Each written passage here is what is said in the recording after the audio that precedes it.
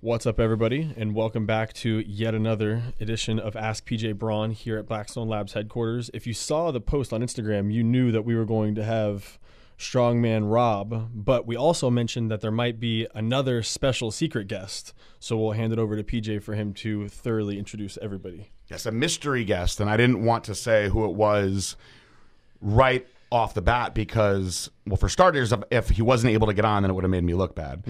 But I also felt like it would have gave away a little bit of what was going on had I said that I had Derek Poundstone here in the studio with Rob Kearney, who Rob Kearney's Instagram is World's Strongest Gay. So you guys can go out there and start following him. And the reason that they're here now is because I actually signed Rob to Blackstone Labs. He's our first ever strongman. We're going to talk all about strongman and what these guys do, but it's a really cool story about how this all happened, and it actually happened from Derek reaching out to me.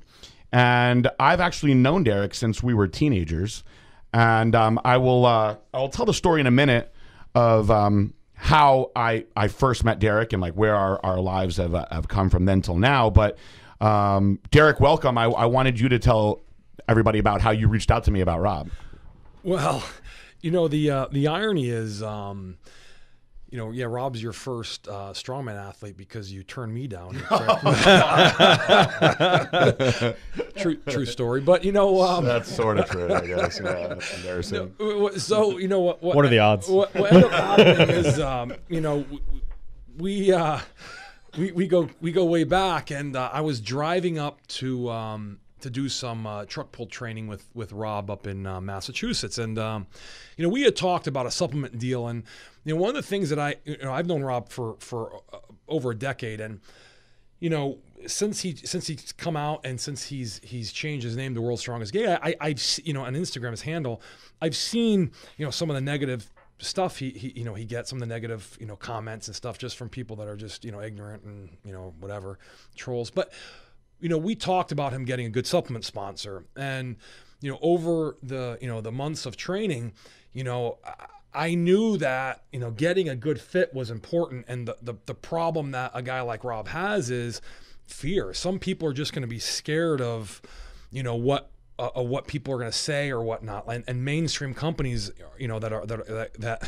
that don't do podcasts that talk about anal sex, for instance, are they're going to be there's going to be some sort of fear, and ironically, and this is a conversation we had, is they're losing out on something that is huge. That Rob is of all the athletes that I've worked with and met, Rob's different. Not because he's gay, but because he's like a really nice guy, and he's a freak. You see him walking down the street, you're like, yeah, he's a bigger guy. But realize like he's insanely strong, and I think that it's like this cool sort of mix of guy that you could have on a podcast and be like, yeah, he's pretty strong. And then you Google him or watch some of his videos or follow him, you're like, holy Christ, this guy is like off the charts strong, and so I reached out, and that's kind of how this started. And I sent you the information, and you did a little research, and that was probably about 2.5 months ago, and here we are. Yeah, and when I called, I said, I was like, I will absolutely reach out to him, because you put your name behind him. And when I called him, we had a great conversation, and I was like, you know what, I really like this guy a lot. And I said, I'm gonna bring you on to the company. So Rob, welcome to the show. Thank you so much. I appreciate it. And so I wanted to save it until this moment because he actually told me a couple things that he was going to do. He told me that he was going to break the log press record, or Derek actually told me that he was going to do that too. And I went and I looked online, and sure enough, he broke the log press record. So that was cool. I was like, oh, cool. I got the guy that's just broke that record. So what was the American record before you broke it? So the previous record was 465 pounds, and that was held by Rob Oberst. We just talked about him on the last show. Yeah. That's who trained the girl that was here. Okay. Yeah. Yeah, so Rob's a good friend of mine. He's actually held the American log press record since 2012. Wow. And just to talk about what Derek mentioned a little bit, like I'm arguably the smallest competitor right now at this level. I'm like 5'10", mid 280s right now. Rob is 6'6", pushing 420. So he had the record at 465, and back in April I broke the American record. I hit 471. So I even screwed up because I was like, he can do 461 pounds. So I actually shortchanged him 10 pounds on the log press. That's insane, dude. And that's picking it up from the ground and putting it over your head, right? Yeah. Okay. Yeah. Just making sure I'm thinking of the right item for 400. Not to correct him, but he's capable of more. He tried 483 or 484 and just missed it because he only had a 60-second window. And that's the cool part. Like, this is a guy, and I get chills.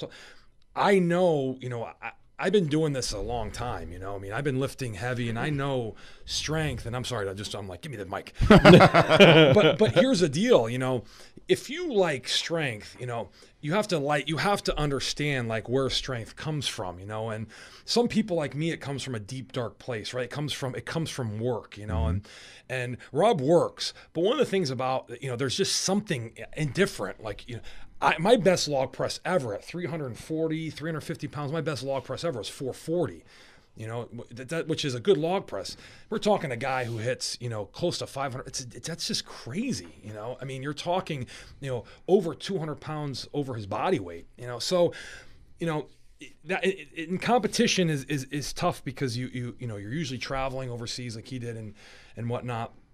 And by the time you get to that high number, you're doing so much work and warm up. And in his case, it was, you have incremental jumps all the way up and guys fall off, So my belief is, that Rob is, a 500-pound log presser. The problem is we can't, this is the tricky part about an athlete is you can't train him for that because, strongman is not a log press. It's not a deadlift. It's everything, So you can't put all your eggs in one basket, and Zydrunas Savickas did a great job of breaking his own record like 15 times or however many times he did that. So, but I'd be willing to bet that, at some point in your listener's life, they'll hear about Rob breaking, the 500-pound barrier. It's just a matter of the right circumstance. It's like a 63 or 64-yard field goal. There's guys that can do it, but the only time you're going for that is at the end of the first half or second half of a game with less than 15 seconds, because it's a returnable kick. You know what I'm saying? And that record has stood for so many years, that field goal. Because there's guys that can hit it, but there's only so much opportunity to get it done. Because circumstantial. It's time.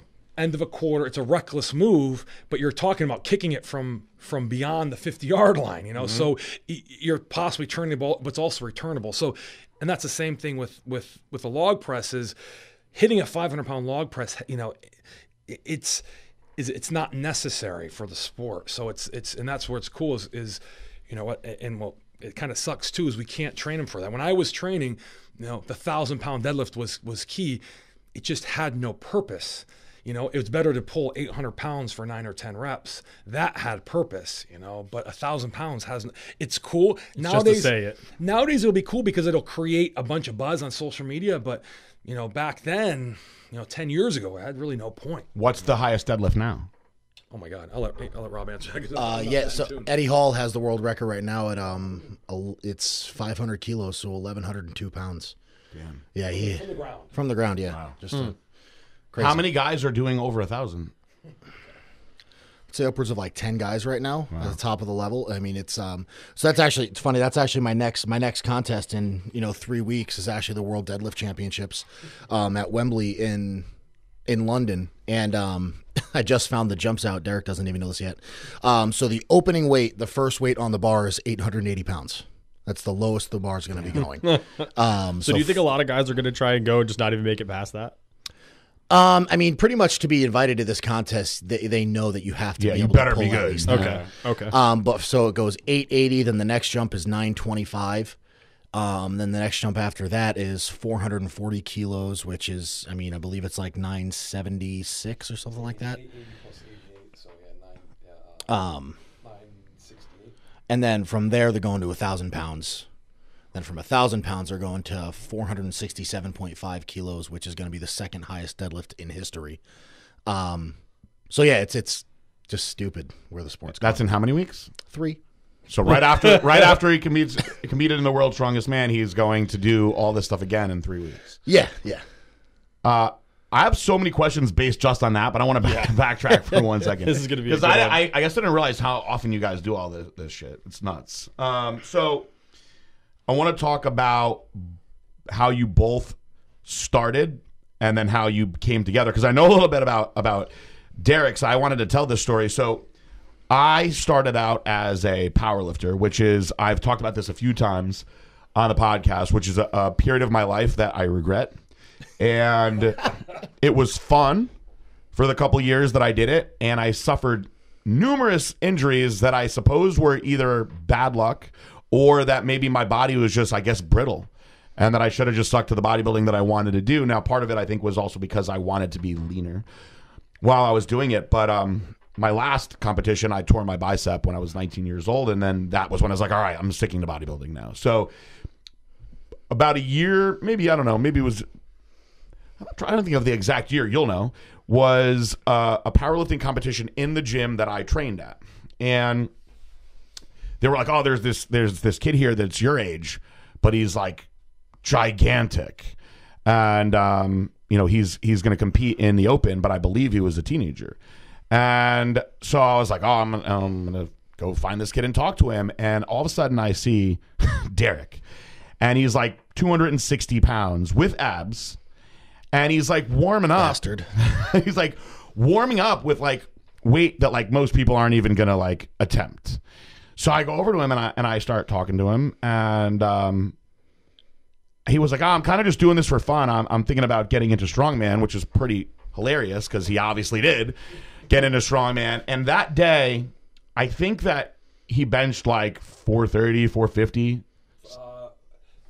I think it was 425, 430-ish. Yeah. Was that your first powerlifting meet? Yeah, that was 2001. And how old were you? 19. I was almost 20. Yeah. So if you were 19, then I was, I think, 20. I'm a year older than you, I think. How old are you? 81 I was born. Oh, so I'm 81 too. So we're the same age. Yeah. So, but I was like pretty good. So the year before that, I had the AAU American record, and I did a 550 deadlift for my weight class. I did a 550 deadlift, a 330 bench, and a 550 squat raw, and that was at 198, but I was like 195, right? And so I was like, I'm pretty good, and I was just doing this for fun because I was in a powerlifting gym. And then he shows up, and I'm like, fuck, I'm sticking to bodybuilding after this. But what was crazy was that he was super lean, and so I remember just being like, well, I'm not going to ever have to compete against him if he goes into this strongman stuff. But I was like blown away that there were other kids out there. A similar story was the first time I saw Evan Centopani, who went on to be one of the best bodybuilders in the world. Same thing. He was a year younger than me. They're like, oh, there's this other kid that's bodybuilding now too. You should go meet him. And I met him, and I was like, we always like joke about when we met each other that he was like, oh, you're that big kid. Oh, you're that big kid type thing. And then we wound up becoming good friends. So obviously Derek went on into strongman and became one of the best of all time. Like what accolades did you have as far as the things you've accomplished? And I watched you win the Arnold one year. Well, besides beating you in powerlifting, I think I still hold a few powerlifting records, state records, from that competition. That's cool. Kind of look like you would. Yeah. He just like came in and the funniest thing was, so when he was warming up and everything, all the haters, they were like, drug test that guy, drug test that guy, drug test that guy. And then he did get drug tested and passed the drug test, and all the other guys were so mad after that. That's hilarious. Yeah, I got drug tested like right after my I think I pulled 675 there. That was my deadlift. And at that time, I think I was a low 700-pound deadlifter. I was... and here's a crazy story. So, my whole backstory is like, I watched World's Strongest Man on TV, and I was like, I remember, the first time I walk in the gym, I met this guy, Dave. I'm not sure he competed at that competition. Dave Petro Roy. And a little, an older guy, not very big, but he was a grinder. One of those guys that you see kind of like the powerlifter Amanda, I forget her last name. You see her on Instagram, just 9/10 all the time. And some people can do that. I can't. I can grind like reps, but not near max, 90+% all the time. So, he powerlifted. I was like, this is crazy, and I want to do strongman, but I'm like, how do you, this is like early internet era. Like, you don't really Google stuff, there was no Google. There was like Yahoo, whatever, Ask Jeeves and shit. No, it was before that. It was like, literally it was like Yahoo. That was like the search engine. And it was archaic, I'd like Google every month. I'd Google strongman competitions. Like, I'm not kidding. I'll do some powerlifting. And I was pretty good. And then I get this flyer for a powerlifting competition out in Pennsylvania, like that's like powerlifting Mecca, like Pennsylvania, Ohio, for like the amateur level. On the back of the flyer to save money was an advertisement for a strongman competition there. And that's how I got into strongman, and I started competing in strongman and doing well. And, from that point on, I won, I had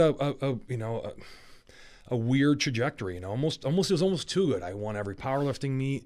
I won every strongman competition, went on to nationals on my third competition, third. And I took second place, and then, not like you're talking 100 guys, in the open, it was because there was like 10 weight classes at that time, but we're talking open, and I was a 300-pound weight class, it was at that time it was 250 and under, 300 under, and then super heavyweights, Oh, crazy. And, I'm like this guy. I'd never touched an Atlas stone. I would drive to Middletown, New York to train with a plaster, pair of stone, and a tire. That was it. And, from there on, the rest is history. I just started winning competitions, but I actually retired. A lot of people don't know that. I got hired as a cop in 2004.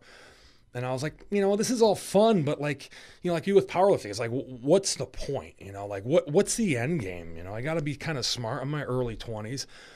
And after a short period of time away, I was like, I like this feeling of, I like going to the gym and achieving something that's tangible, like I lifted this weight. And some people say, well, it's intangible, but for me, it's just something, you either got it or you don't, and you either, it's either in your veins or not. Like bodybuilding, I've always been intrigued by it, but I just don't have that desire to go that route, But if you want to tell me to, deadlift 1,000 pounds, I can train for that. That's easy, But like the dieting and I just don't have that desire. It's just not your grind. Yeah, like I like to go in and perform, sweaty, bloody. You like the grind of the power, my God. not the grind of the A funny side story though is one year Dave Palumbo did this pros versus pros thing, right? Grinding, and they brought Derek Poundstone in to be the pro that was going to deadlift, and Ben White, who was this very outspoken and often abrasive bodybuilder he's still around, by the way. He's competing again. Really? Competed. Yeah, he looks I haven't great. seen him in years. He looks great. I actually like Ben White. He was very misunderstood, I think, but he offended a lot of people. Yes, so brash. Yes, brash is a good word for him. So sometimes abrasive, misunderstood. They had this deadlift showdown, and so they kept going up in weight. And I think so. Ben White talked a lot of shit that he was going to deadlift more than anybody, and I don't remember what he deadlifted. Somewhere in the mid sevens, if I recall. So Derek walked over and did it 2 or 3 times after he had maxed out. Oh, maybe it was close to 800. Yes, that's right. Yeah, I did triple. So after all the after all the shit that he talked, he walked over and tripled it. And so everybody was like, "Holy shit!" But the best part is after that, Ben White was getting cocky and he was flexing. And Derek took his shirt off, and they had a pose down, and everybody agreed that Derek actually beat him in the poses too, which was the most craziest thing about it. And then it was buzzing around on the internet was if Derek was going to get into bodybuilding or not, which was pretty funny. Well, we have a similar sort of body muscle structure, and I was always one of those guys that I just put on. Not that I put on muscle. That's not.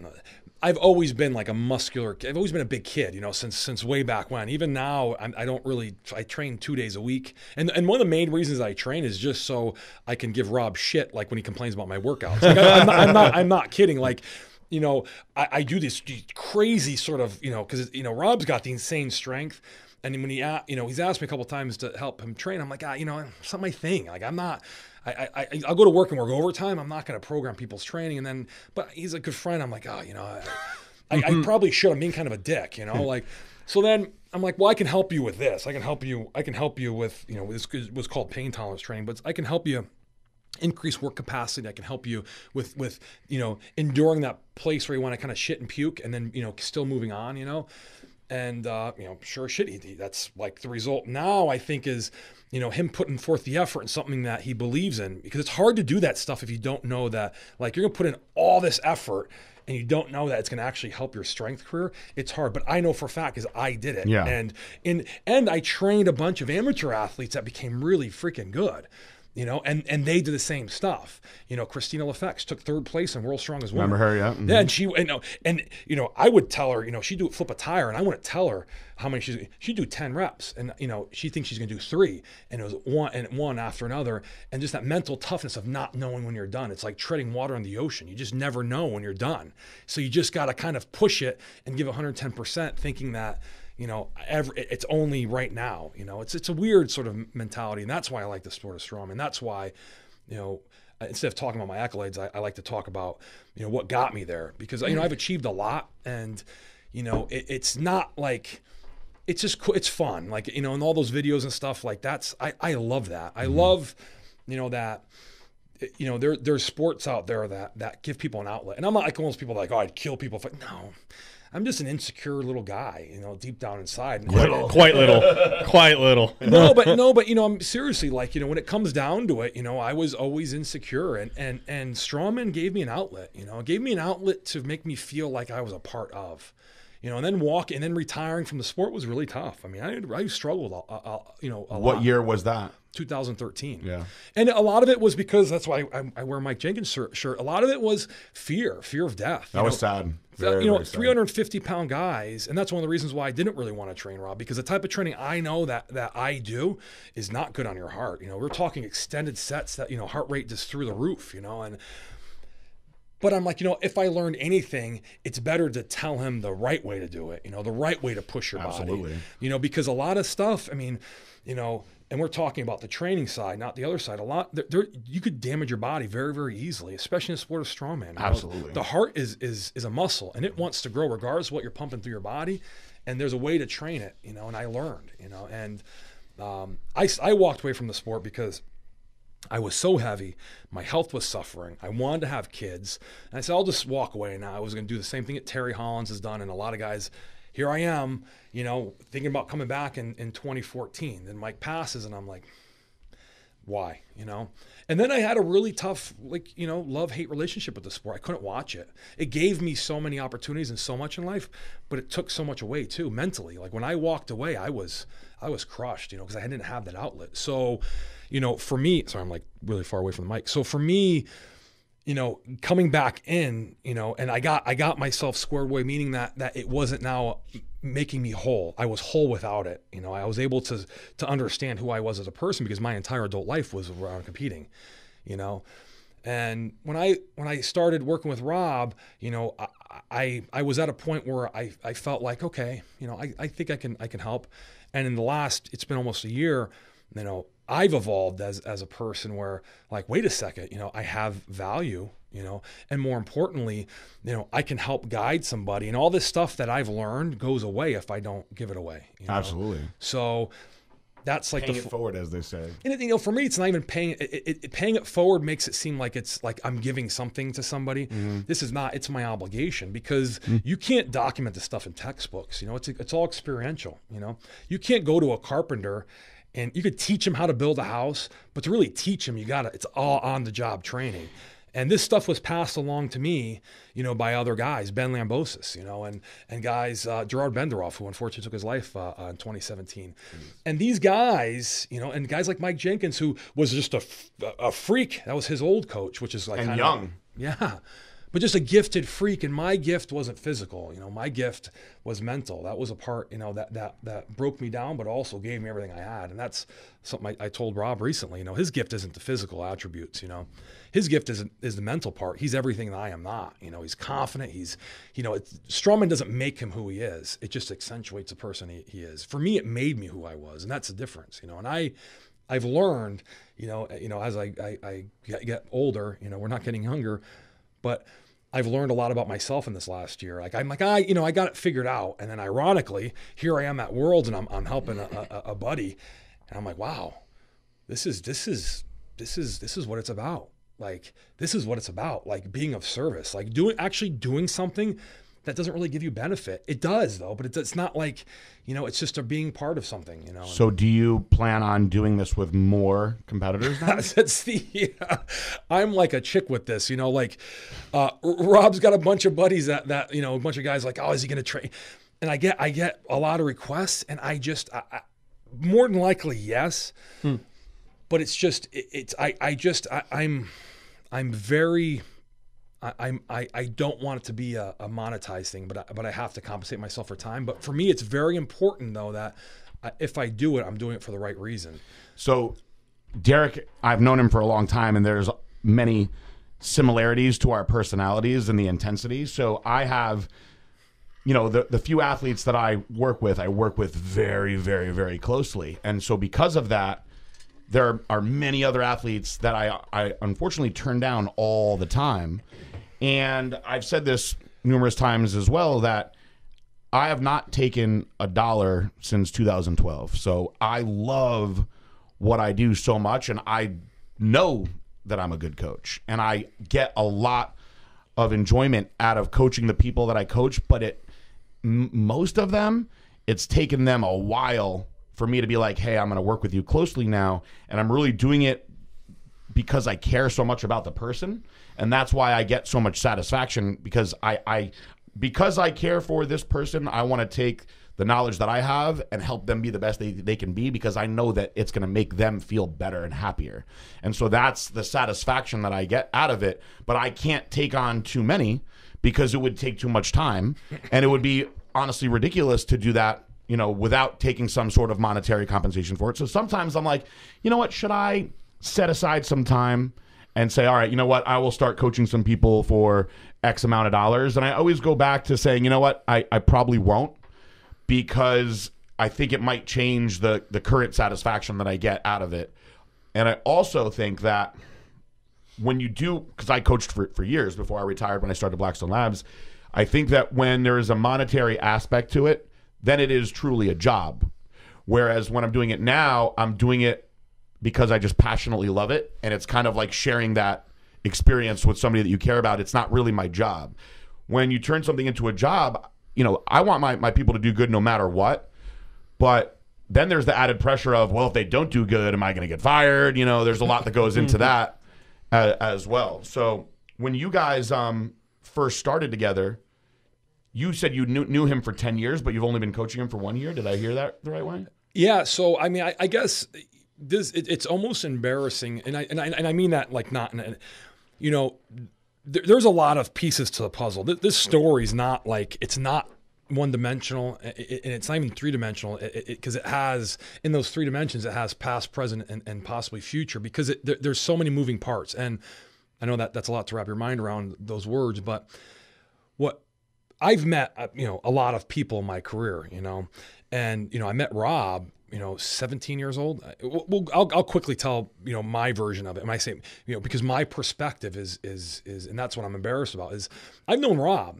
for a long time, and he's always been around. And that's the part that I'm regretful of. He's always been, this nice young guy. And he came up to me, and he met me after Mohegan Sun 08 or 09, 2010. See, and you were competing?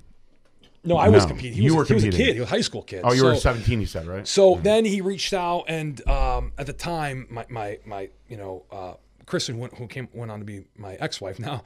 But I used to coach. That's a crazy story of all this. That's what I'm saying. That there's so many people you can do. Like, it's just crazy. Everything. Kevin Bacon's in here somewhere. but the point is that Rob invited me to, when we went to Springfield College, to a powerlifting meet. Of course, I was late, but hung out with a bunch of guys and got to meet a bunch of guys. And anytime I had fundraisers or events, Rob was there. At my gym, Rob was there, and I'm going to compete on World Strong. Okay, Rob, cool, let's do this. And I liked him. He was always a cool, like, energetic guy. And then, next thing you know, he's competing, and he's like, got like a 400 pound log. I'm like, what the hell? When did this happen? And then he's a lightweight pro. Holy Christ. Then he's setting records. You're like, Jesus. And then he's in World's Strongest Man.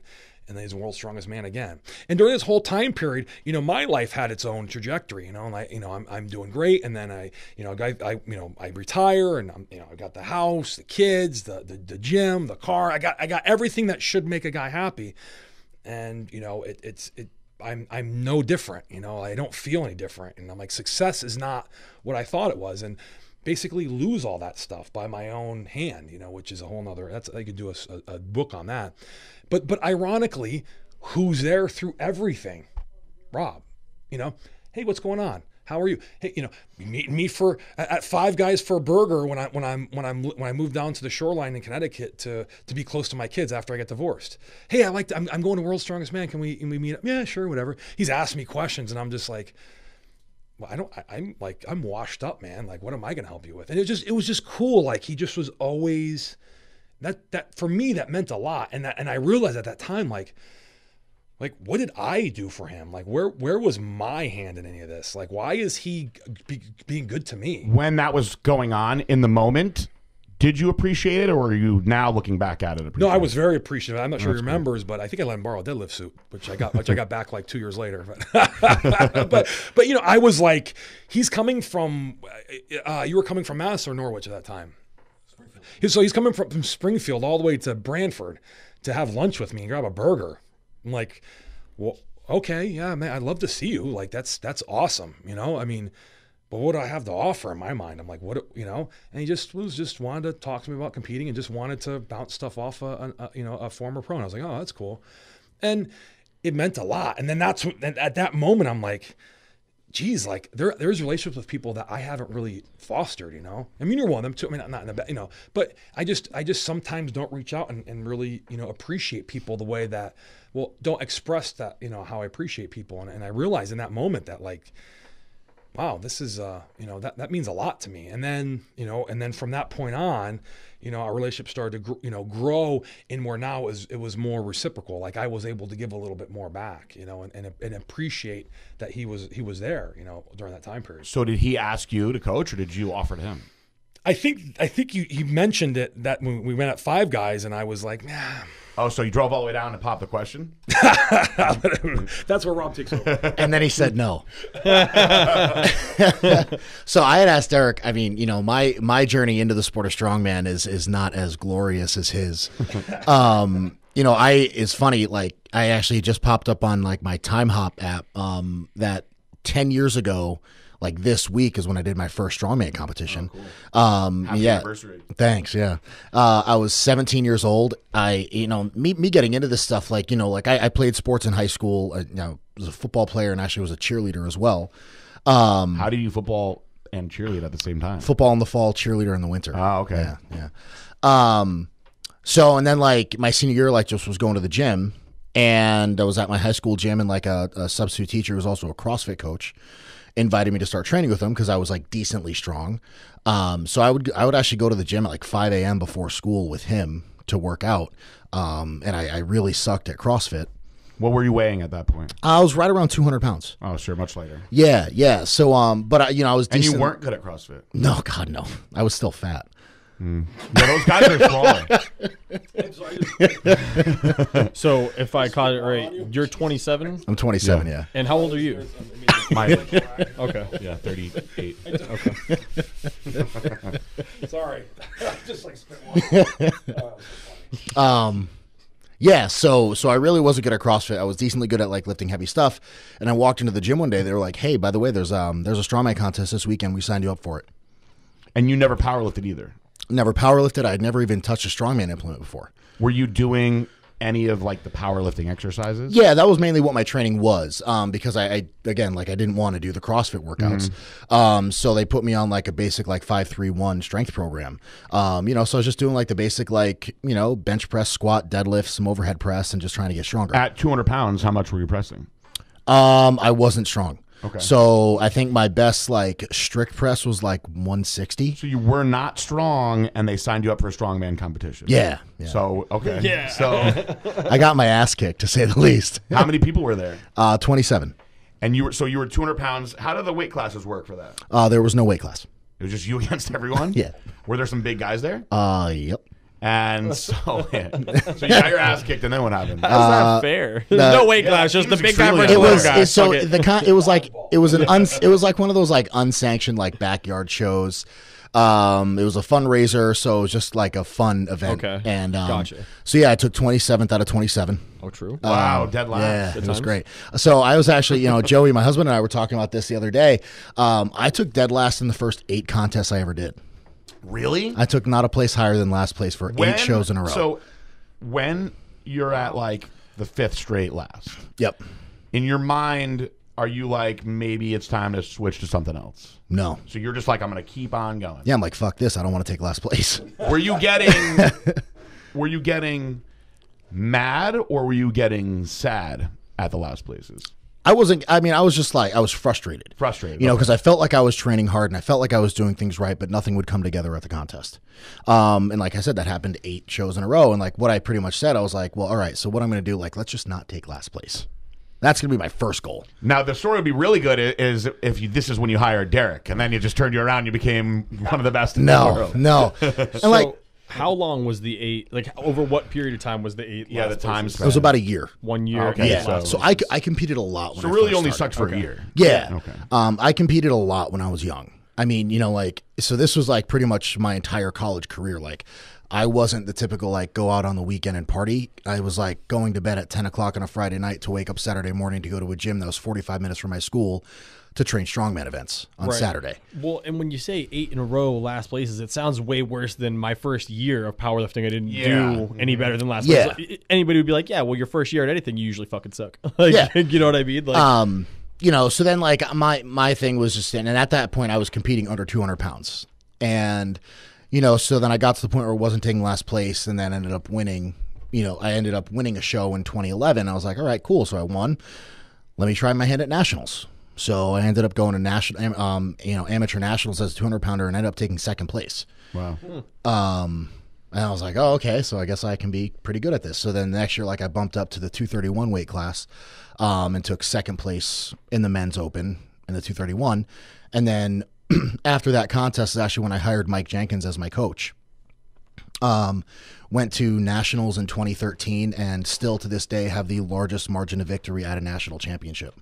Just for a little side note, largest margin for lightweight, largest margin for heavyweight. Oh, wow.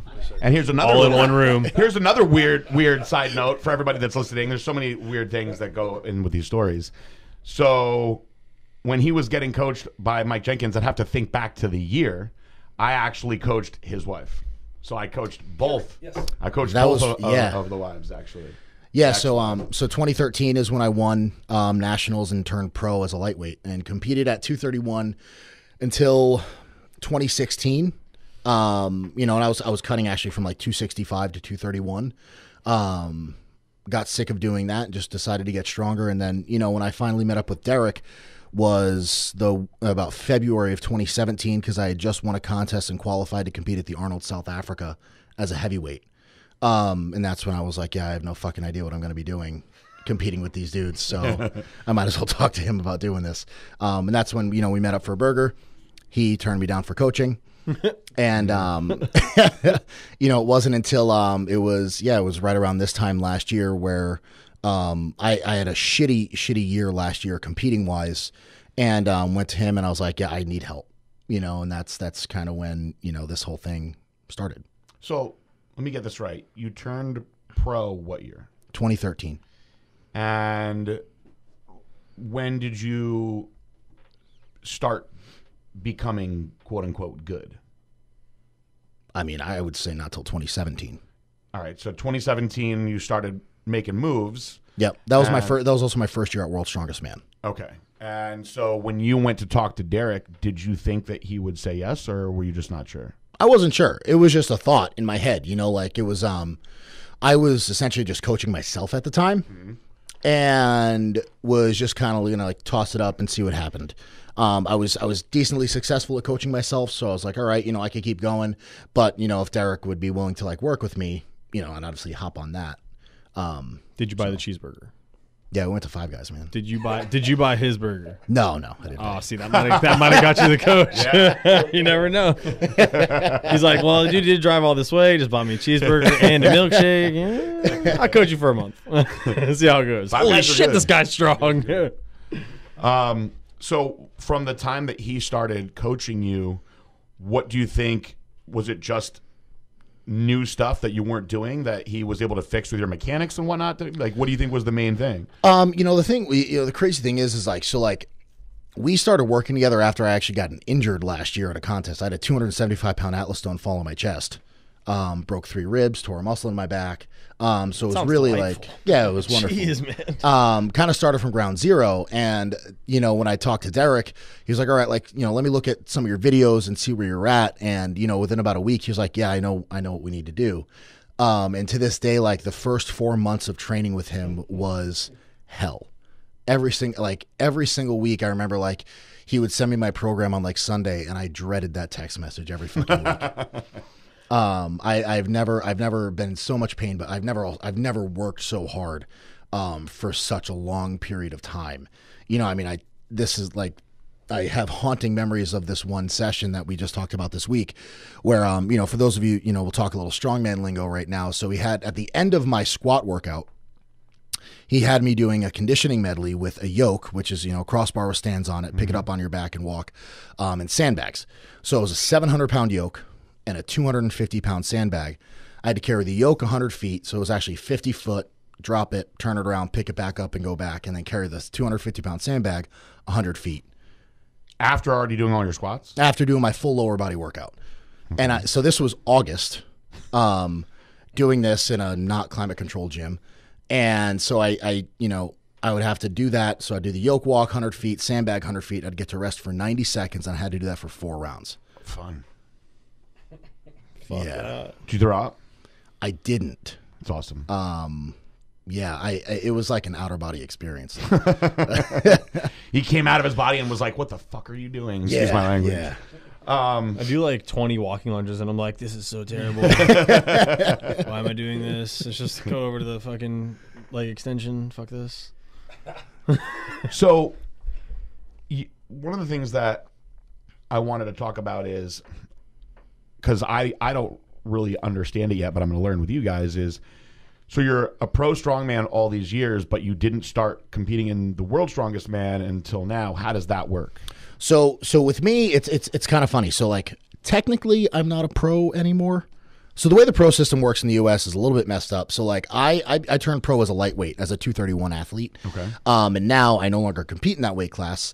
So like through the American system, I'm no longer like recognized as a formal pro athlete, which essentially just means like I can't go to America's Strongest Man as a heavyweight and compete.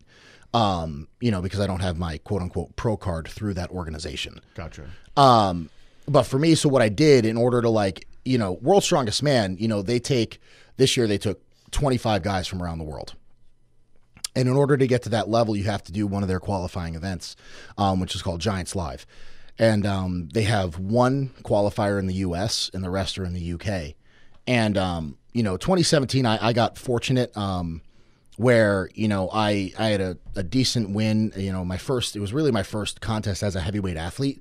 It was in New York in January of 2017, and I was able to win that against some seasoned veteran athletes. And that kind of raised some eyebrows to a lot of people. And, qualifying for the Arnold South Africa, the promoters at Worlds, they kind of got a glimpse of what I was able to do, and that's when they actually extended me a wild card invite for Worlds in 2017.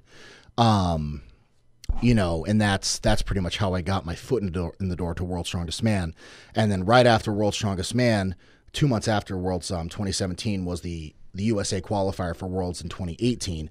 And I actually won that contest. I beat Nick Best, who's, a veteran. He's been around for years. I beat him by 9 points in one of my first debuts at one of their shows.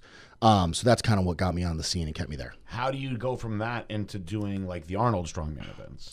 So the Arnold, for me, like the Arnold, like I said, January 2017 is when I qualified for the Arnold South Africa to do the pro show there. And it's kind of like, once you're in with the Arnold Pro Series, you can go to one of their contests, any of the international events. So the Arnold in Ohio, that's the World Championships. So I thought it was invite only. So not anymore. So it used to be when old guy next to me was competing. It was invite only. How many people were they inviting back then? 10. Okay. And it's still only 10 athletes. But now it's a qualification process. So you have to win one of the Arnold International events to get a qualifying spot for the following year.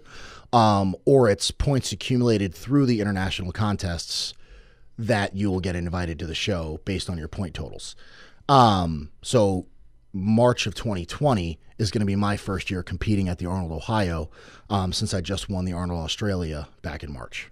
And so for the Arnold Australia, you didn't have to get invited to that. You were able to go. Yeah, I and just qualify. for me, I just kind of threw my hat in the ring, said, hey, I'd love to be able to compete if there's a spot for me. They said yes, went out there, was able to win the contest, and got my spot for Ohio. Did you go out there confident that you could win?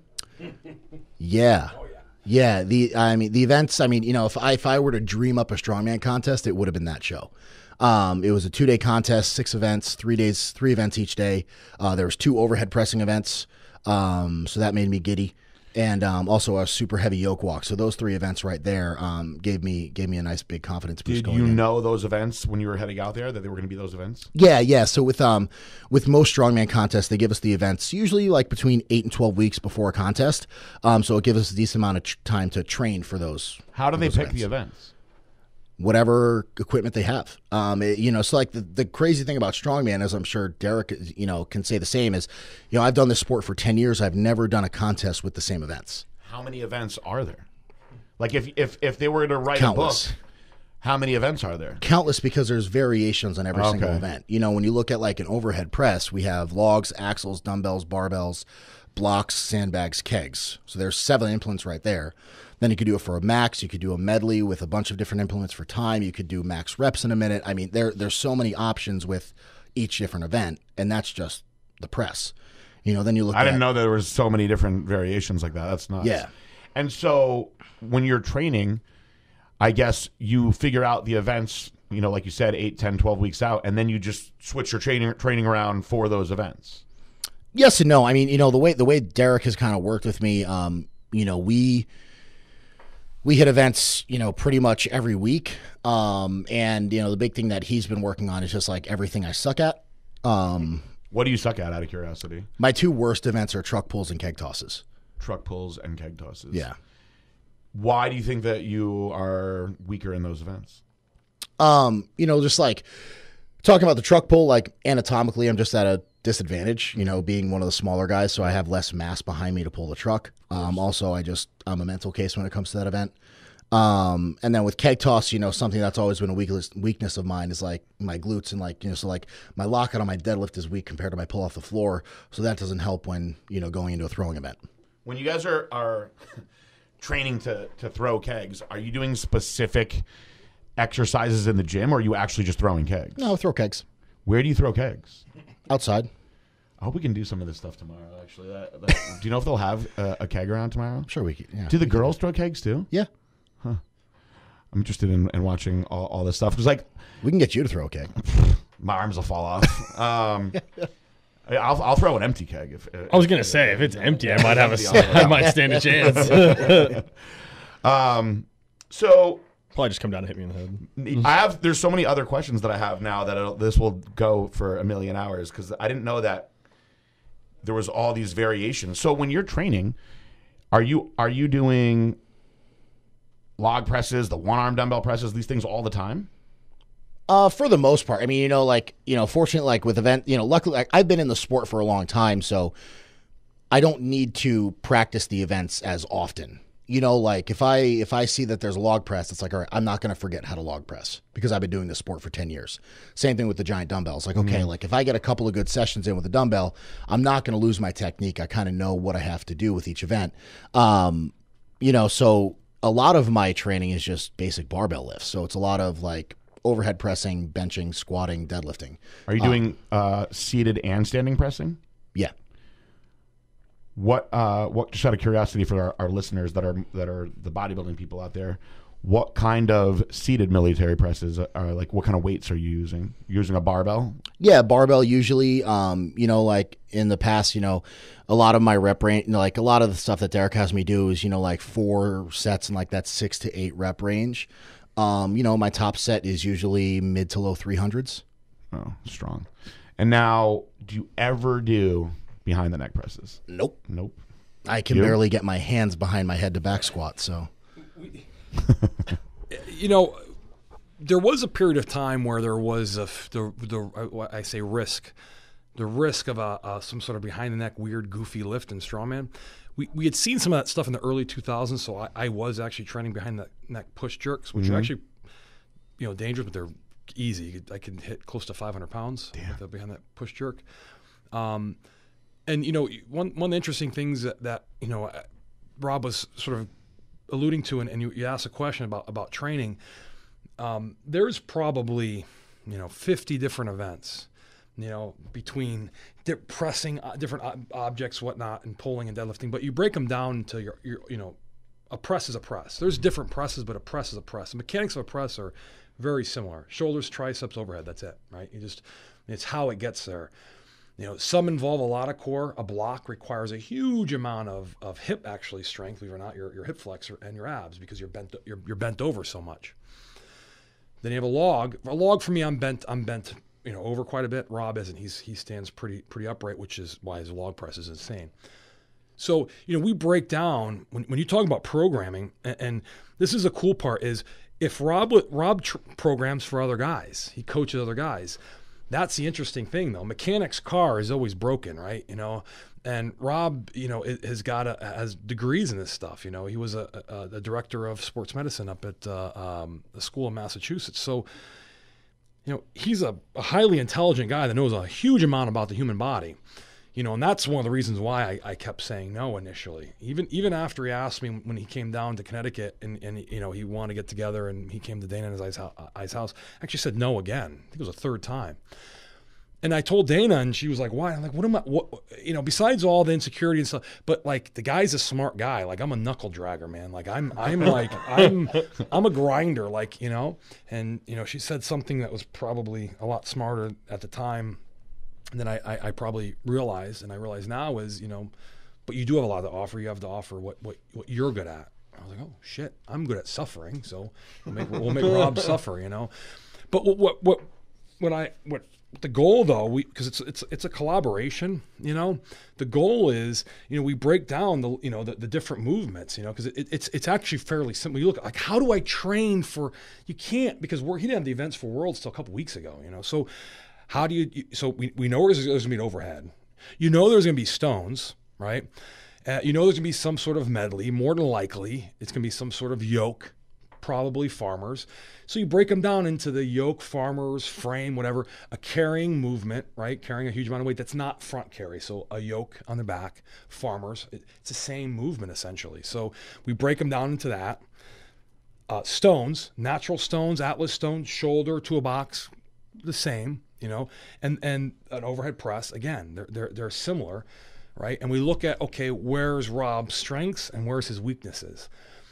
Huge overhead presser, weak lockout, because he's a fast overhead presser, so we work on lockout. So we gear the training towards lockout, right? So he does chest. A lot of strongmen don't do chest, but we bench and we do boards, right? So the idea was pressing from that tricep deficient movement, the shortened movement where the chest can't work, and you're pressing from, it's not a deficit per se, but you're pressing from a weak start, And then overhead, it would be modified movement, So a strict press for Rob, even though mid 300 sounds like a good number, for a guy that presses nearly 500 or push jerks or push press nearly 500 pounds a log, it's not a lot, So we work on increasing that. At my peak, I was doing exceeded military press with over 400, but that was a difference. He's a technique freak. I wasn't. I was a grinder. So the idea is to influence him in that way to make him more that type of lifter. But he's also body's built differently too. So we have to look at that. And that's where, again, he's got a huge deadlift and a very strong posterior chain,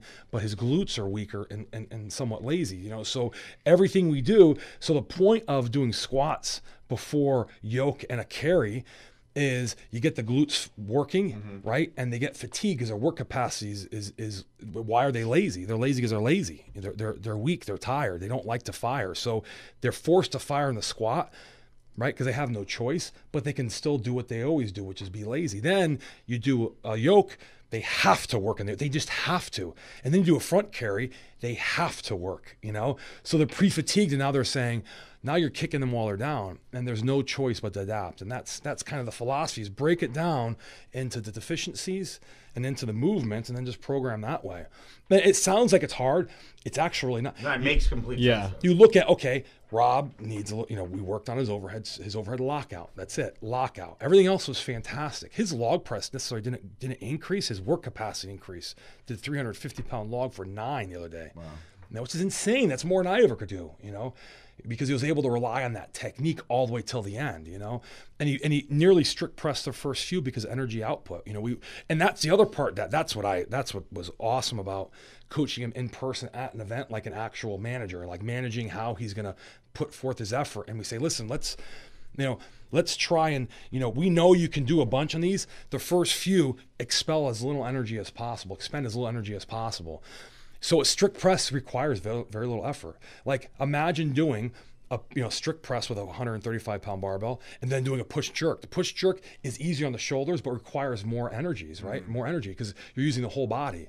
So when people are like, oh, well, Thor is strict pressing his log. Well, he weighs over 400 pounds. That's easy for him. That's actually the most efficient way for him to press because his shoulders are going to fail far beyond Rob's because, Rob doesn't have, a 30-pound hunk of delt, on each shoulder, So we looked at it that way. And then from there, it's nothing that he doesn't know. It's just the, when you're collaborating with somebody, it's your co-signing on and a lot, bullshit sometimes. Sometimes we're just completely off. You just go in with confidence, that's it. You have a game plan. It might be bullshit, but it's just going in with game like this is what we're gonna do. And the truck pull, he struggled with the truck pull this year. His truck pull was spot on by the way we trained it. The problem is you have 8 monster truck tires that just require a huge amount of force, and the whole time he actually has to put force into this. The taller, bigger guys lean into it. He can't lean. He's a 50-pound deficit, but also where Rob carries his weight he's not a big barrel-chested 6'6" guy. He carries a lot of weight in it from the bottom of his chest to the top of his knees. He's got strong, powerful hips, right? That truck pull, it's too far down the lever. I mean, we could try to sneak in a weighted vest. That would help, but they checked for that, or because we would have done it. So he's got it the whole time. When you get to see World's Strongest Man, which will start airing June 30th, head down, reaching out, perfect technique, but he's got to expend energy the whole time. He's purple towards the end. Yeah. The other guys with flawed technique are just leaning into it, And it's not a huge amount of weight. He's 280. Some of the guys that beat him are 320, 330. But it's where the weight is. It's the end of a lever, And that's. But it's also, when he's like, oh man, that's. Rob, it was flawless. And we're not going to talk about it. We'll discuss it later. But you did what you can do. There's no, and looking back, there's some things we probably could have changed. We'll figure that out in the future. Maybe he could have tried staying upright a little bit more and leaning into it instead of muscularly driving through it the whole time. It looked cool. He got that thing going fast, quickly. It looked cool. I mean, he pulled that thing like a pit bull, But then halfway through, because he's literally driving through it the entire time. And then halfway through, you just hit muscle failure, Where the other guys they're driving their chest, head up, terrible technique. But then once they get halfway through, now they're driving because that's all they can do because it's just getting too much. So that's when you talk about the events, it seems like it's chaos, and I don't want people to think like, oh well, I can't train. It sounds like everyone's got to hire a Derek Poundstone. Oh my God, no. No, you just break it down. You video yourself. You figure out. Ask guys, hey, what do I suck at? What do you get beat at? Okay, where am I weak? Why am I getting beat? You break it down, and then you have your gym training, your strongman training. Mimic that the best you can. Is part of the plan gaining weight? Yeah, I'll let you. We had talked about that a little bit. When we first worked together, Derek was like, yeah, let's get you up around like that 295 mark. And last year at Worlds, I went in at like 297, and I was just gross. It was a sloppy 297, and I paid for it. I performed horribly, and we kind of had the mentality to try to gain weight and everything like that. And then throughout the training, I was just maintaining, from when we started to where we are now, like I'm down about 6% body fat. My body weight has stayed the same in like the mid to low 280s.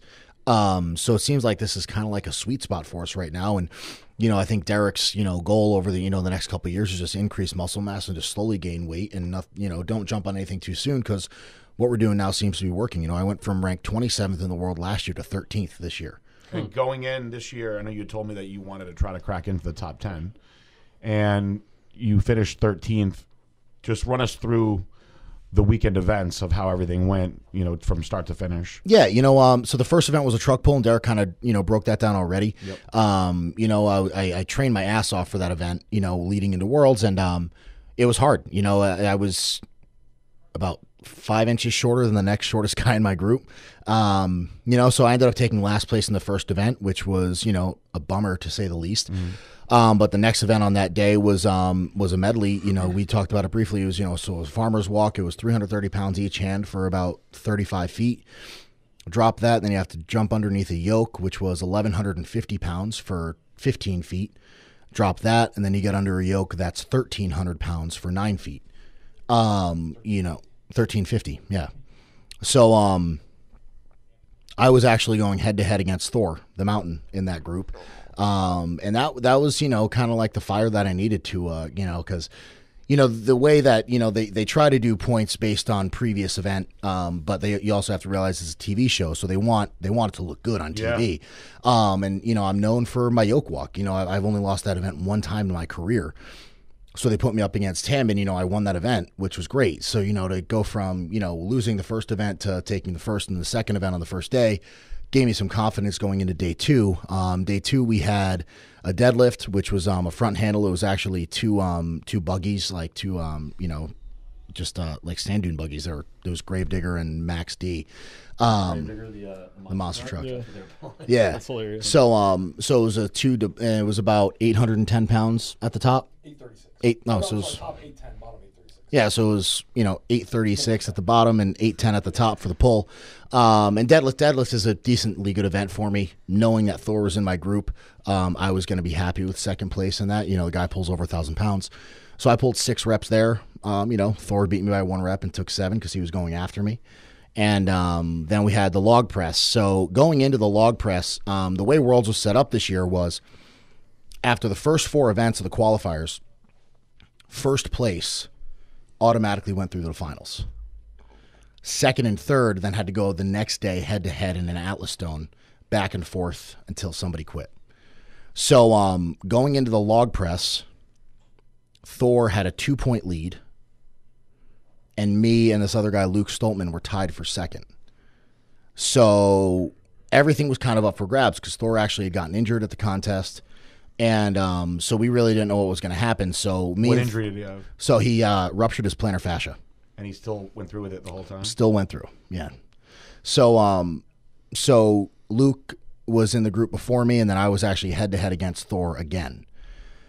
So Luke goes, and he's actually a great log presser when it comes for reps, and he hits 9 reps.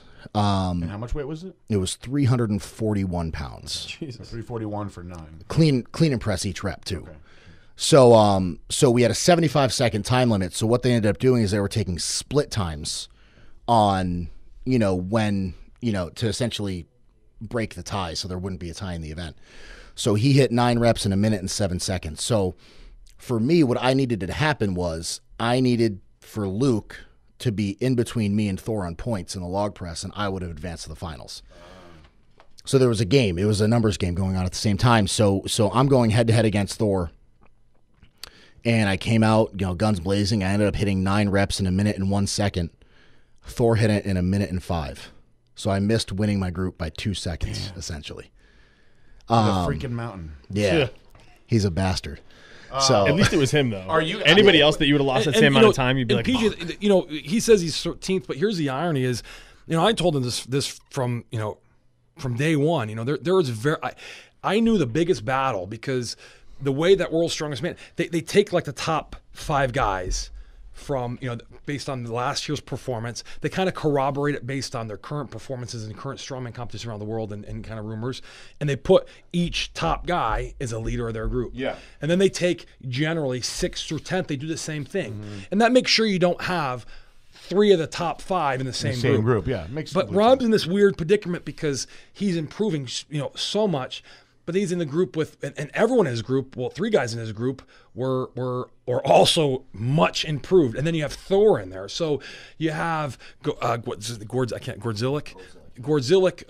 from Germany, who's a freak. Then you have Luke Stoltman, who also freak, and he never qualifies, but he's one of those guys who's been around the block, and he came in very prepared. And then you have Rob here, so you have essentially 3 guys all very easily, another group, not very easily, but could very well be the number 2 guy in every other group, So 13th. I would say that if he got to the final, I'm very confident he would have been top 5 because those events are great for him. And the funny thing about Rob is we weren't preparing. The whole idea wasn't preparing to qualify for finals. The whole idea was going out there and seeing what he can do and try to win World's Strongest Man. Now, that sounds crazy. I'm very confident because what we saw, Brian Shaw took 5th, I'm very confident that with what we saw, that Rob was just hitting stride. I mean, does he look like a guy that just competed for a week? No. No, he said he's not even sore. That's the point. That's the point, though. Is the preparation was based on the idea that he was gonna qualify. I always believed that he stood a very high probability of qualifying. So it was keep him prepared. Lots of work, like a lot of the stuff we did. Based on my experience and your experience coaching, that if I do an eccentric movement like a bicep curl, right? That's a quantifiable rep, right? But now if I'm pulling a truck, there is no eccentric, right? Yeah. That's what people forget. So a lot of the movements we were doing were one-way movements that don't really they're exhausting. Pulling a truck is exhausting. Doesn't really require the recovery that you would think. Like the outlay of energy is very, very high, but doesn't have the eccentric movement, right?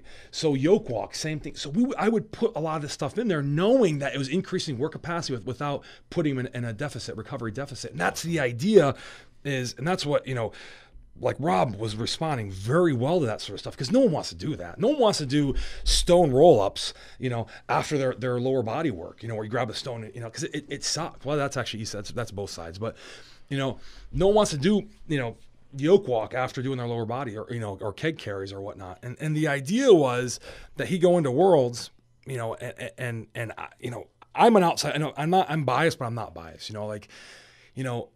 I honestly believe that he was a top 5 contender, all the last couple months. And I really strongly to this day feel, and it's not disparaging against those guys. They're big guys. They require a lot of recovery. Not him. That the idea was he was going to come out there and be a giant killer. We saw another guy, Novikov, who also is not, he placed 11th or 12th. He's also a top 5 guy. There's no question about it. They both have very similar traits. One guy looks like an axe murderer, and then you have Rob Kearney that everyone loves. But at the end of the day, though, they're both very similar. Their recovery ability is what was paramount. And World's Strongest Man, it's not if you go out just to win the qualifying, and you see that year in, year out, and then they peter in the final. The idea was to go out and train, so the recovery would be that he can go and compete 3 days in a row, and usually at 2 days off, you go right into the final. The idea, even if it came down to stones, he could compete for 4 days and then do an 8-hour day on day 5. And that's where it gets the mind fuck of the other guys, pardon my language, because you see a guy and you're like, what in the hell? And that was my big thing, like Fortissimus and some of the other wins I had. I just would never get tired because if you know anything about me, I'm like, I'm like borderline manic. I'm just go. Yeah. But it plays with people's heads.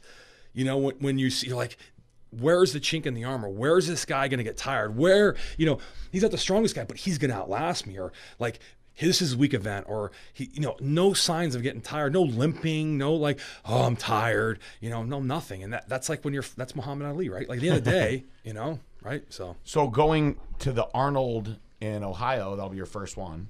Yeah. What kind of goal do we have for that one? For me, it's that's, just competing there is like, a dream come true. Like now I've, can say I've done the 2 biggest shows in the world for strongman. It's hard to say. I think that contest is a little different because that's a 2-day contest. Yep. It's also the heaviest contest in the world. Okay. So that plays a lot of it into it as well. And I have a busy year of competitions. As I mentioned, I'm competing in 3 weeks already. But when it comes to the Arnold, I think top 5 this year isn't out of the question there. Awesome. With when you see like what they've been doing for events and how the contest has been formatted, I think it plays to my hand a little bit. That's cool. What places get money at the Arnold? All of them. All of them. Yeah. So there's 10 places? 10 places. I got to match the money, by the way, guys. So the better he does, the worse it is for me in the end. But we still want him to do as good as he possibly can. That's funny. So what is the first place prize for the Arnold? I believe it's $85K. Damn. Jeez. Yeah. And what is 10th place? 1,000. So and like when you go to the World's Strongest Man, like all these events, there's prize money at all of them? Yeah, there's prize money at every contest we go to. Is the Arnold, because I know Arnold, he's always paid the bodybuilders really, really well. Is that one of the biggest paydays? It's the biggest. It is the biggest. Yeah. He was paying the bodybuilders. He matched the Olympia years ago, and he had said that he wanted to give more, but they wouldn't go more than the Olympia. I guess they viewed it as disrespectful to Joe Weider. Yeah, the cool thing, especially like with Arnold, is like winning his contest down in Australia. I was able to actually meet him, and he actually celebrated mine and Joey's wedding with us after we actually got married in Australia the day after I won the contest. How awesome of a story is that? That's much better than most of our wedding stories out there in the world. Yeah, he treated hung out us with Arnold after he got married. He treated us to a yacht tour on a $50 million yacht, then took us out to dinner after that. So, that's such a cool story. Yeah, it was That's pretty badass to say the least. Arnold's the best. So, but like he loves strongman, Yeah, and like he makes it a point to always come to the events. And that was kind of the cool thing too, is the event that he happened to come to when I was competing in Australia, I won. Which was pretty cool to win an event, in front of Arnold, and then, kind of have a relationship with him after that. That's so cool. Yeah. Probably would have been best to save that story for the very end because I think we have nothing's going to top Yeah, that. we don't have anything that's going to top that. But we do. I wanted to. There was one good question. Actually, I have another question that I want to ask too, because to most bodybuilders, Arnold is like our icon. That's like most guys when you're like, oh, like who did you want to be like in bodybuilding? There's people love Ronnie Coleman, G. Cutler, these guys, but everybody always mentions Arnold. So as far as like the strongman competitors go, like over the years, do you guys have one guy that was just like so iconic to both of you? I think like when you're looking at like U.S. strongman, Bill Kazmaier is like the first name that comes to mind and everybody knows. And like, for me, not trying to be corny, like Derek was like the guy that I looked up to. Yeah, that's awesome. When I started, like when I was 17, and starting a sport, that's when he was at the peak. Watching, Worlds in 2008 and stuff like that. That's when I was like just starting to scratch the surface of lifting. And then I found out he was from Connecticut. I was like, oh shit, well, I grew up in Norwich, so he was only an hour and a half from me. So, here I am, a 17-year-old kid in high school driving on a Saturday from Norwich to Waterbury, stealing my mom's car so she couldn't go anywhere for the day, just so I could, train a little bit and, mainly just be in that atmosphere of watching him get ready for these big shows. That's awesome. Yeah. What did you guys think of Mariusz Pudzianowski? I never met him. He was on TV. He was like nuts to watch as a kid. Like I was curious of like what the other competitors. How do you guys feel about him? And then didn't he go and like turn into like a fighter, like an MMA? Yeah, he fighter? still fights. He still boxes. Yeah. Oh, really? Yeah, or just does MMA. You were mentioning like the guys that we looked up to. He was actually one of the guys when I was watching when I was a kid. It was Mariusz, in the early 2000s, and that was the era where I was actively trying to get in, and that's when I was powerlifting. And I just was blown away, because here's a guy that was my size, essentially. He was 6 foot tall. I was 6'1". He competed at like 280, 290. At the time, I was between 260 and 290, like I'd fluctuate a little bit. Where I went from 260 up to about 290. And by the time I was 20, I was, over 300. So, the idea, so he was one of the guys I looked up to. Kaz, of course, because they show the old reruns. You're like, this guy's a freaking psychopath, Still's a little goofy, but it's just I love the intensity. And then Jesse Morandi, who unfortunately passed, because he was like the quintessential like just outgoing. Like I competed against him in South Carolina, and it was like this guy's like you just couldn't help but love the dude. Like, he just was so insanely out. Like, you watch people on TV, you're like, yeah, the guy's got, he's cool, or whatever. And but when you hung around him, I've seen people like try to not like him, and he just couldn't. He just was like that type of guy, kind of like Rob.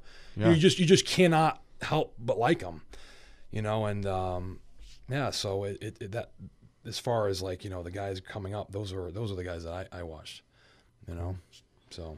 What is we wanted to save something not so serious for the end, one of the submitted questions. So, question for everyone.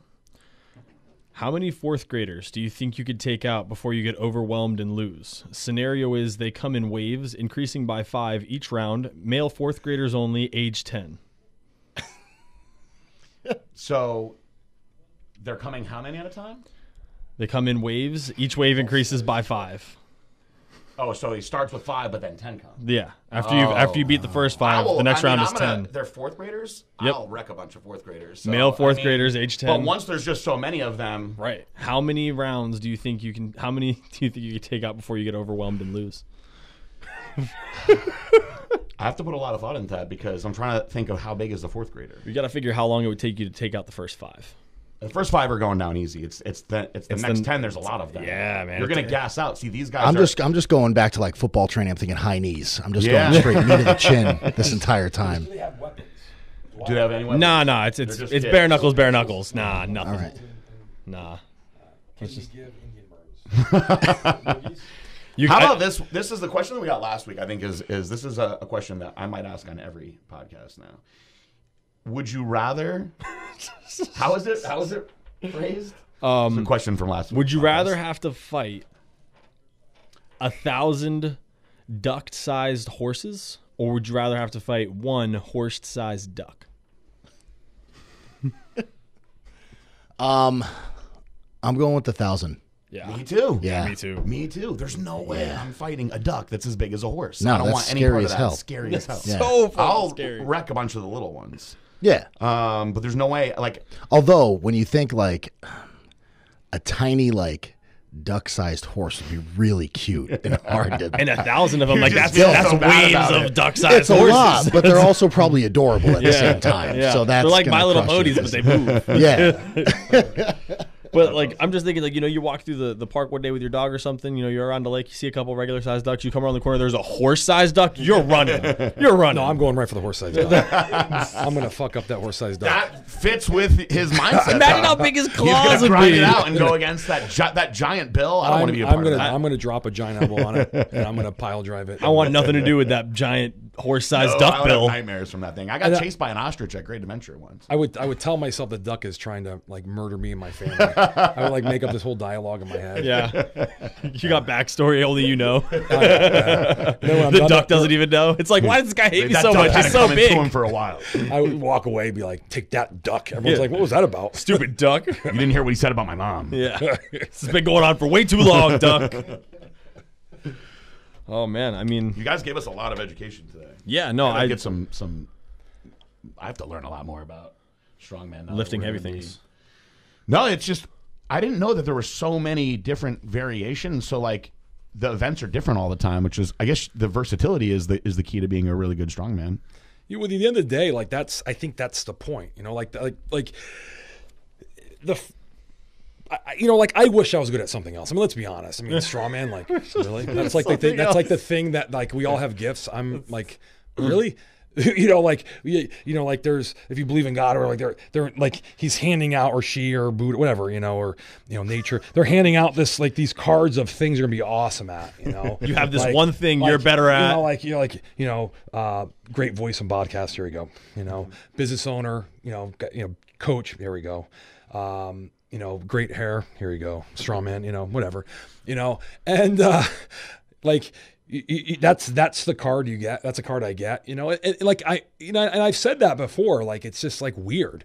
Like I didn't choose a sport. It's just like I just did it and was well, and I did well. And it was like, you know, damn, like I want to try out to like the XFL back when that was going around, you know, like I, you know, there's a million things that like, even like recently, I'm like, you know what, I could still run. I'm going to do like luge. I want to try out. I'm not kidding. Like I want to try out for the Olympic luge team because I'm heavy. You got to be heavy, you know, for the guy in the back, and I can run fast as hell. Like I'm actually a pretty good sprinter, you know.